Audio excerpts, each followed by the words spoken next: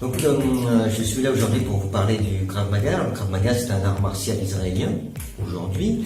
Mais le Krav Maga, à l'origine, avant d'être un art martial israélien, c'était dans les années 1930 une méthode d'autodéfense qui avait été élaborée par Emil Lichtenfeld, un juif de République tchèque, qui avait élaboré ces techniques pour apprendre aux juifs un petit peu attaqués par les Tchèques lors des pogroms à se défendre.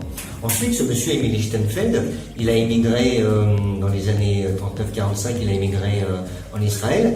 Il est devenu d'abord clandestin lorsque la Palestine était sous mandat britannique. Il a continué à développer sa méthode contre les Britanniques. Et ensuite, il est rentré au sein de l'armée israélienne, Tsahal, lorsqu'Israël a eu son indépendance.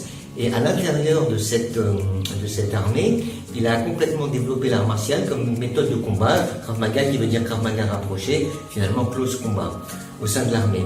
Et dans les années 70, eh bien, lorsqu'il a fini son armée, il a sorti le Krav Maga du contexte militaire pour en faire un véritable art martial à la portée de tout le monde.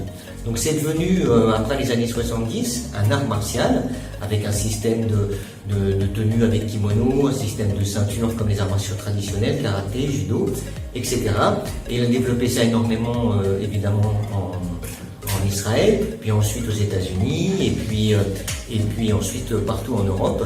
Donc ça a commencé à se démocratiser et arriver en France il y a maintenant facilement 25 ans à peu près.